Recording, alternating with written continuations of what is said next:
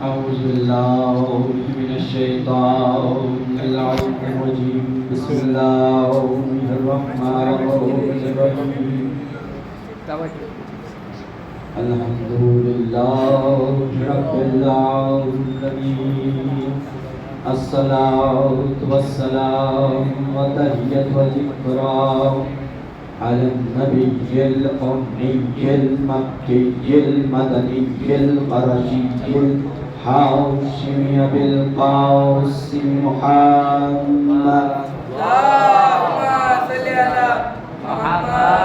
ولعنة الدائمة على أعدائهم أجمعين من يومنا هذا إلى قيام يوم الدين.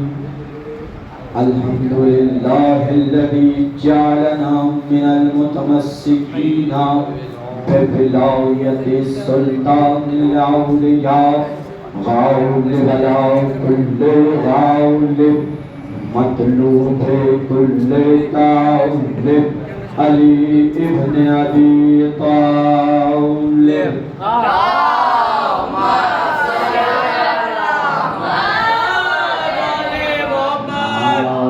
عليا مظهر العجائب تجده عونا لك في النوائب كل هم وغم سينجلي بعظمتك يا الله بنبوتك يا محمد بولايتك يا علي يا علي يا علي السلام.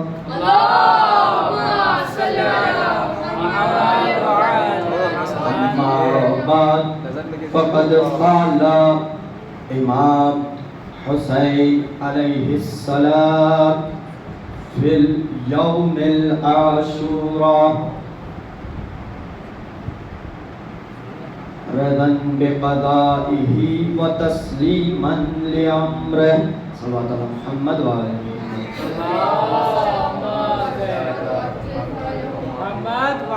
معزز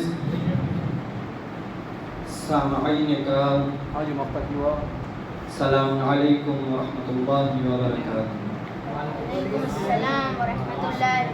میں آج کی مختصر سی گفتگو کا آغاز کرنے سے پہلے ہر خطیب کا یہ فیطرہ ہوتا ہے کہ وہ سماعت کو سمجھنے کے لیے ایک آغازی جملہ دیتا ہے.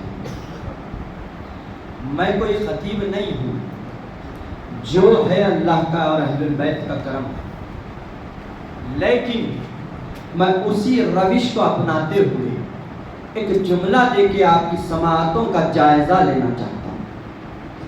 میں نے خطبے میں ایک جملہ کہا جب میں نے ہاتھ کو اپنے بلند کیا، کہا یا علی.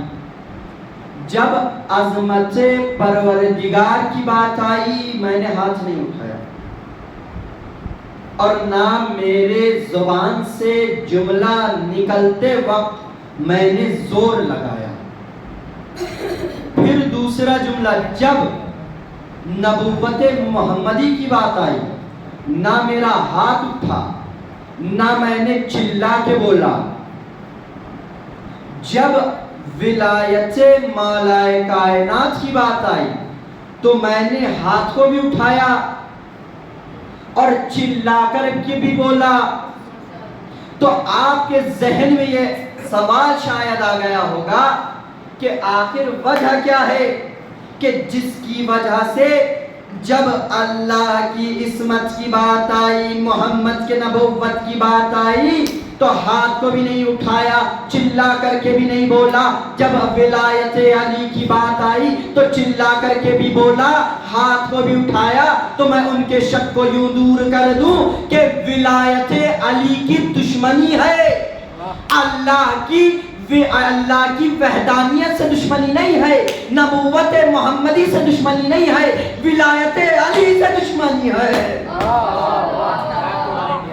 ہم یہ چاہتے ہیں کہ اس ولایت کی دشمنی کو ہم اس طرح سے اکھاڑ پھینکیں جس طرح سے جو پیڑ خراب ہو جاتا ہے اس کو کو کھاڑ پھینکا جاتا ہے۔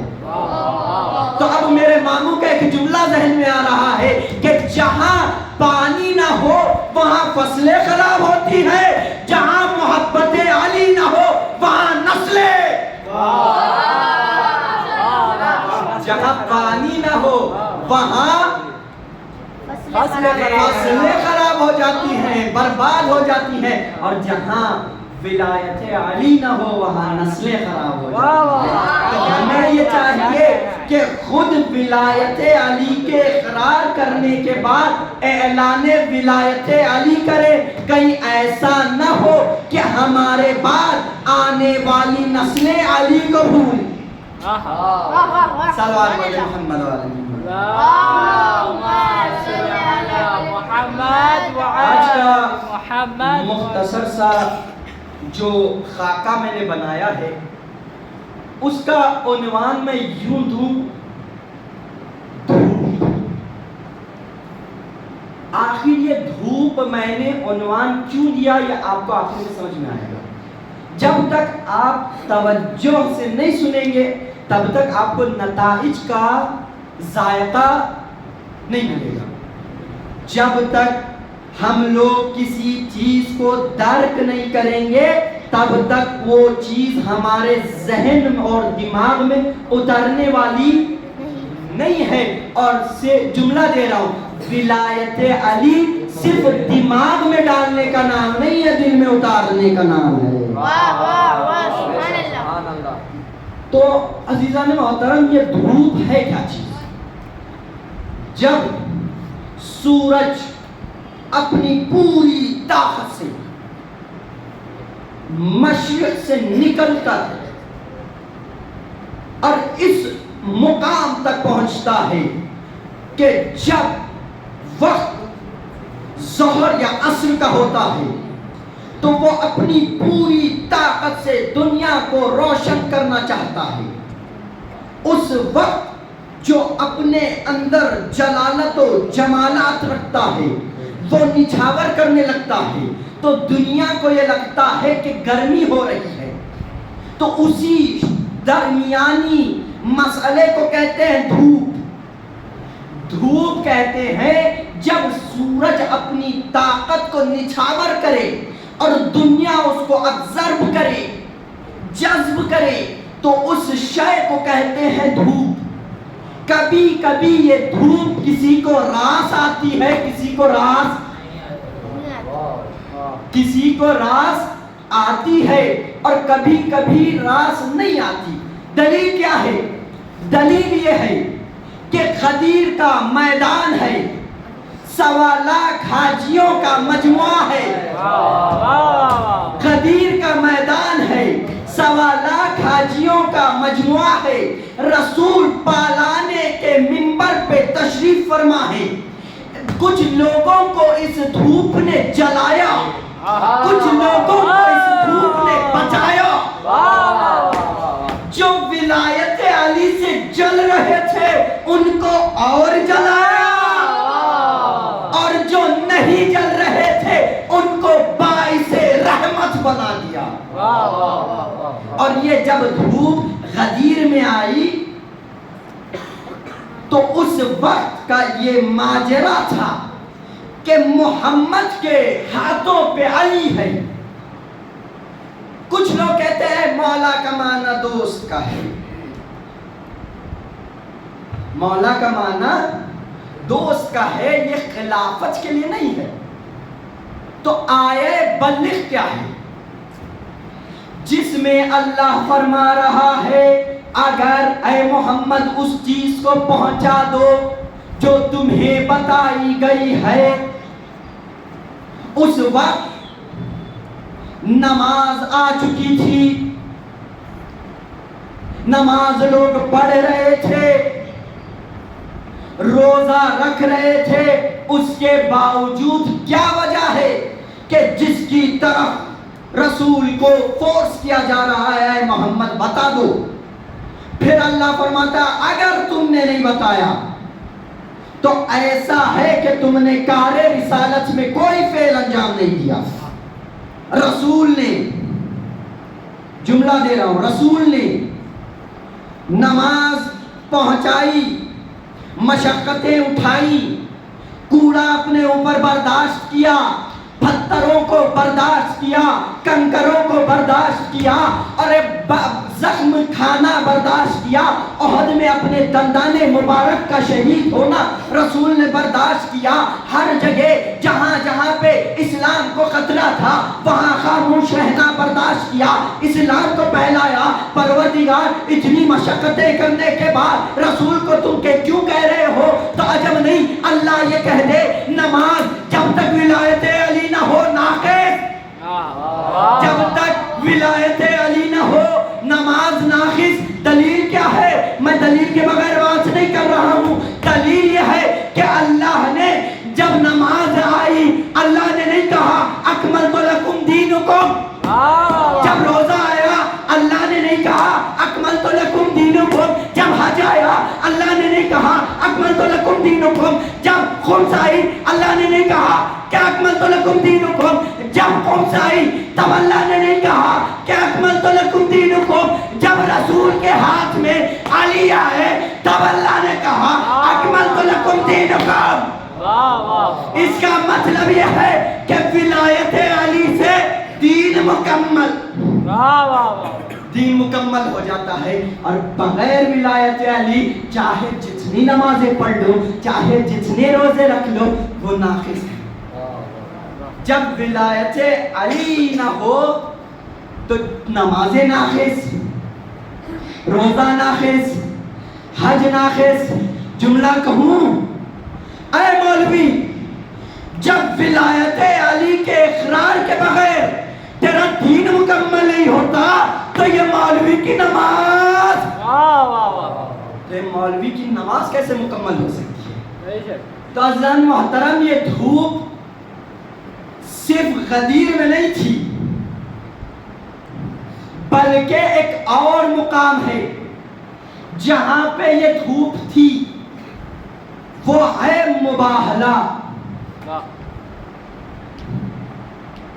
غدیر میں نے کیوں انتخاب کیا اور اس کے بعد فوراً مباہلہ کا تذکرہ کیوں کیا؟ اس لیے کہ غدیر ایک شوہر کی شناخت کا نام ہے اور مباہلہ بیوی کی شناخت کا نام، یعنی غدیر میں عظمت علی بیان ہوئی اور مباہلہ میں فاطمہ کی عصمت۔ صلوات علی محمد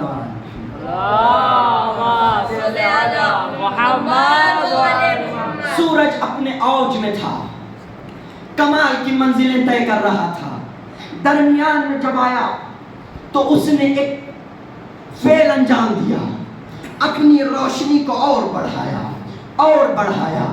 جب اس نے اپنی پوری طاقت سے روشنی دی، یا یوں کہوں تمازت دی، یا یوں کہوں اجالا کیا، جیسے ہی سورج کے اجالے سے دنیا روشن ہو گئی، اسی طرح سے پنجتن کے اجالے سے دین روشن، دین روشن ہو گیا۔ صلوات علی محمد و آل اللهم صل على محمد وعلى ولا الهادري ولا الهادري حسينيا حسينيا حسينيا نعرہ تکبیر نعرہ تکبیر نعرہ حیدری آواز بلند صلوات۔ جب یہ نصارہ رسول کی خدمت میں آئے اور آنے کے بعد کہنے لگے کہ تم جھوٹے رسول بنے ہوئے ہو، تمہارا دین جھوٹا، تمہارا قرآن جھوٹا، تم جھوٹے۔ پھر رسول نے کہا کہ اگر میں جھوٹا ہوں تو چلو لعنتیں کرتے ہیں، کون جھوٹا ہے کون سچا ہے۔ رسول نے کہا، اللہ کا فرمان آیا، اے رسول کہہ دو۔ کیا کہنا ہے؟ اے رسول کہہ دو۔ کہنا کیا ہے؟ کہ تم اپنی خواتین کو لاؤ، ہم اپنی خواتین کو لائیں گے، تم اپنے بیٹوں کو لاؤ، ہم اپنے بیٹوں کو لائیں گے، تم اپنے مردوں کو لاؤ، ہم اپنے مردوں کو لائیں گے۔ میں ایک سوال کرتا ہوں، مباہلہ کے وقت وہ 3 مسلمان نہیں تھے؟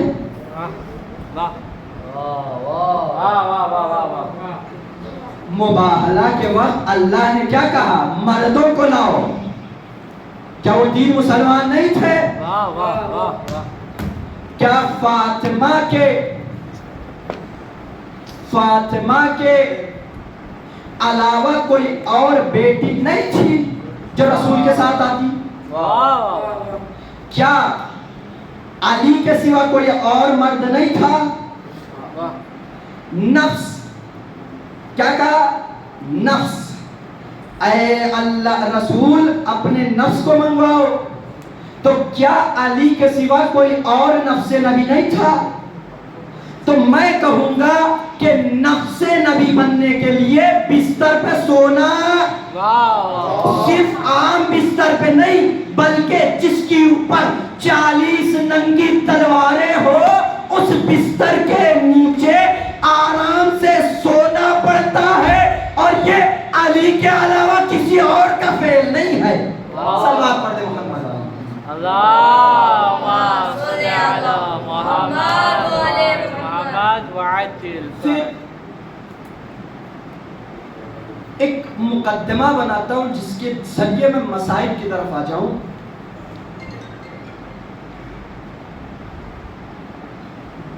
مباہلہ میں جو خاتون تھی وہ خاتون ماں تھی، وہ بچوں کی ماں تھی۔ تھوڑا سا توجہ تاکہ ایک مقدمے کے ذریعے میں مسائل کی طرف رجوع کروں۔ وہ خاتون ایک ماں تھی۔ میں اس جملے کے ذریعے اپنی بات کو یوں موڑوں کہ ماں کے اندر مامتا ہوتی ہے، چاہے بیٹا کتنا بھی بد کردار ہو، چاہے اس کا فعل کتنا بھی برا ہو، لیکن ماں اسے بچاتی ضرور ہے، دعائیں کرتی ضرور ہے۔ شاید آپ نے بھی دیکھا ہوگا کہ آپ جب کم سن تھے اس وقت جب آپ کوئی شکایت لے آتا، آپ کو اس کی وجہ سے ڈانٹ ملتی باپ کے ذریعے، تو ماں اپنے آغوش میں اپنے بچے کو بٹھا لیتی اور سمجھانے لگتی۔ ہاں وہ الگ مسئلہ ہے کہ باپ سورج ہے ماں چاند ہے، اگر باپ سورج ہے ماں چاند ہے، ہاں ضرور سورج میں تپش ضرور ہوتی ہے، اگر نہ ہو تو زندگی میں اندھیرا چھا جاتا ہے۔ اسی طرح سے جب سورج نہ ہو تو دنیا اندھیری ہو جاتی ہے، اسی طرح سے باپ نہ ہو تو زندگی اندھیری۔ تو جب ماں اپنے بچے کو اپنی آغوش میں بٹھلاتی ہے اور اس کو سمجھانے لگتی ہے، بیٹا کہ تمہارے پاپا نے تمہیں بیکار میں نہیں مارا، بیکار میں نہیں ڈانٹا، بیٹا تم اگر ایسے افعال انجام دو گے تو تمہیں مار بھی کھانی پڑے گی، ڈانٹ بھی کھانی پڑے گی۔ جب تک تم سدھرو گے نہیں تب تک تمہیں ستایا بھی جائے گا، مارا بھی جائے گا۔ لیکن کیا کہنے اس کے کہ جس کی آغوش میں جانے کے بعد اپنے درد بھول جاتے ہیں، اپنے زخم بھول جاتے ہیں۔ چلو اس کو کہتے ہیں مامتا۔ اب کسی ماں سے جا کے کہے کہ اے فلاں شخص کی امی اپنے بیٹے کو فلاں جگہ بھیج دو تاکہ وہ شہادت کے درجے پہ فائز ہو۔ میں نے ایک ویڈیو میں دیکھا کہ جمکران کی مسجد ہے جس میں ماں اپنے جوان بیٹے کے ہاتھ کو پکڑ کر کے کہہ رہی ہے اس کو لے جاؤ، اس کو شہید شہادت کے درجے پہ فائز کرو۔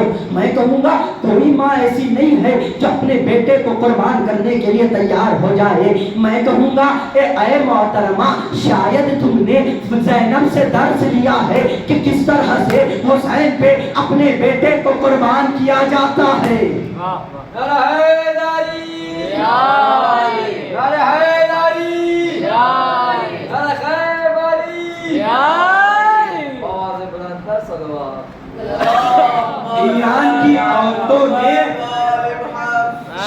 शहजादी ज़ैनब से दर्श लिया है कि किस तरह से इमाम वक्त पर वक्त आन पड़े तो किस तरह से अपने बच्चों को कुर्बान किया जाता है। तो उन ईरान की ख़वातीन ने अपने बच्चों को कुर्बान करके बताया कि देखो इस तरह कुर्बान किया जाता है। सलवात पढ़ दीजिए मिलजुल कर। अल्लाहुम्मा सल्ली अला मुहम्मद व आलि मुहम्मद व आजिल फरजहु। नरे हैदरी या खैबरी या अली मोहम्मद व आलि मोहम्मद सल्लल्लाहु कि किस तरह से जनाबे शहजादी ज़ैनब ने अपने गोद के बालों को करबला में हुसैन के लिए शहीद कर दिया। एक मरतबा जब ये काफिला मदीने से निकला, थोड़ा सा मसाइब का माहौल हो जाए ताकि आधा मुहर्रम गुजर चुका था। अब हुसैन हमारे दरमियान सिर्फ 5 या 4 दिन का मेहमान है। 5 तारीख गुजर गई, अब हुसैन हमारे दरमियान 4 दिन का मेहमान है। अब आज़ादारों, हुसैन की माँ शायद तुम्हारे दरमियान बैठी होंगी और कह रही होंगी, आए मेरे बेटे पे रोने वालों, जिस तरह से जुमला कह रहा हूँ ताकि तुम लोग गिरिया कर लो। एक मर्तबा जिस तरह से तुम्हारे आंखों के आंसू, अरे शहजादी अपने रुमाल में जमा करके हुसैन के जख्मों पे लगाती है, जिस तरह से शहजादी को तुम्हारे आंसू पसंद है, उसी तरह से तुम्हारे गिरिए की आवाज शहजादी के दिल को सुकून देती है। जितना हो सके गमे हुसैन में आंसू बहाओ। अरे आज़ादारो, ईमान से किसी ने सवाल किया, मौला बताइए कि रोने की कितनी किस्में होती है? तो मौला कहते हैं 3 किस्में होती हैं। एक वो कि जो बाहर लोग बाजारों में खड़े हुए या गली कूचे में खड़े हुए बस अपने सर को झुकाए होते हैं। दूसरी किस्म होती है कि रिश्तेदार हैं जो रोने लगते हैं, रिश्तेदार हैं जो रोने लगते हैं। मौला से कहा तीसरी किस्म कौन सी है?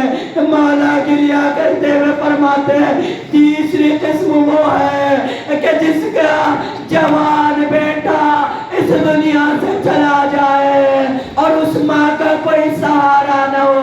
वो माँ जिस तरह गिरिया करती है मेरे जद पे वैसे गिरिया करो।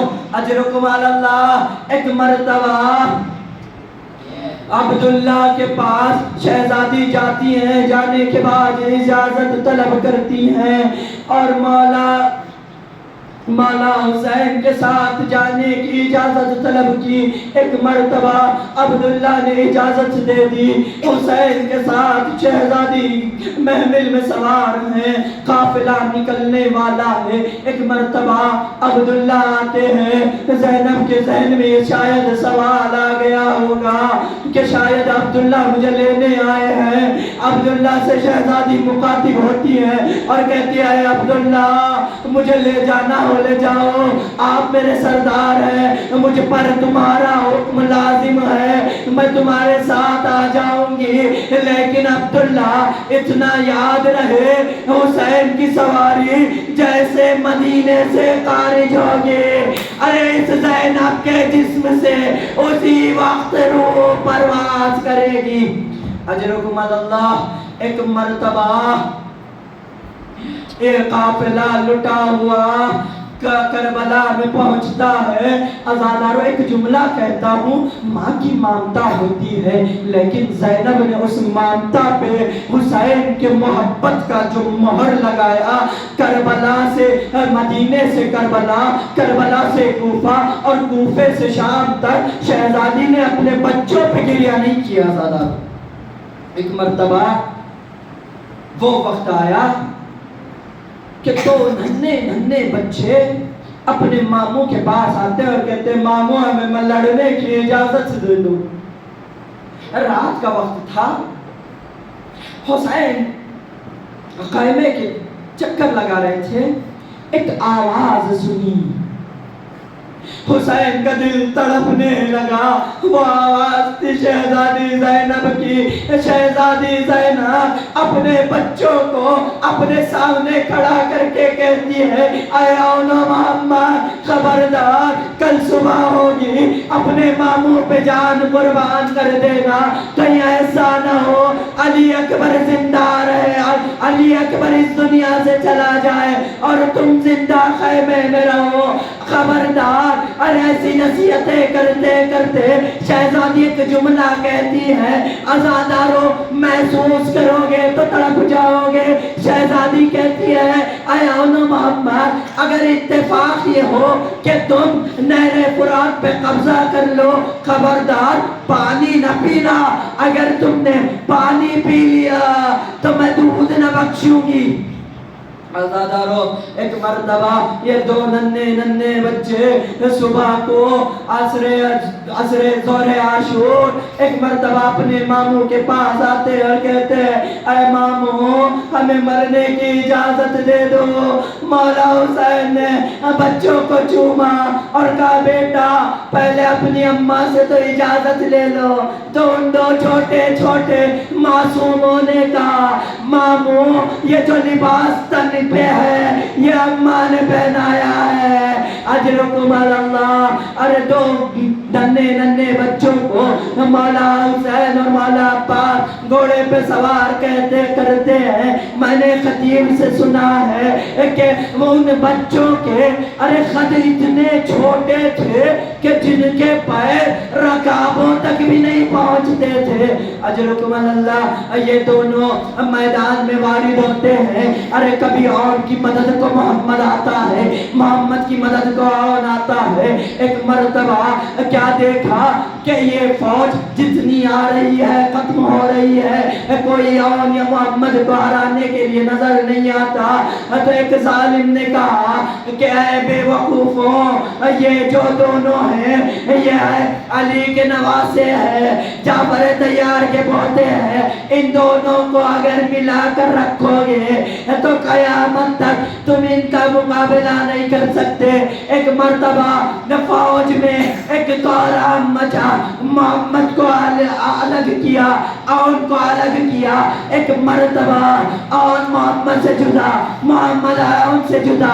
ایک مرتبہ ایک تیر آیا محمد کے سینے پہ لگا, محمد زمین پہ گرتے ہیں اور دیکھتے ہیں اب بھائی کی طرف جانا چاہتے ہیں لیکن اشقیاء حملے پر حملہ کرتے ہیں. ایک مرتبہ آن کو بھی ضرب لگی, آن زمین پہ گرے, آواز دی اے مامو ہماری مدد کو آؤ. ایک مرتبہ مولا حسین اور مولا عباس لاشوں پہ پہنچتے ہیں. اور محمد نے ایک حساس جملہ کہہ دیا. عزادارو کہتے مامو اماں سے کہہ دینا کہ ہم نے نہر فرات میں قبضہ کیا لیکن ایک بوند پانی نہ پیا. سيعلم الذين ظلموا أيا منقلب ينقلبون. ربنا تقبل منا إنك أنت السميع العليم. ما تبع وسلم.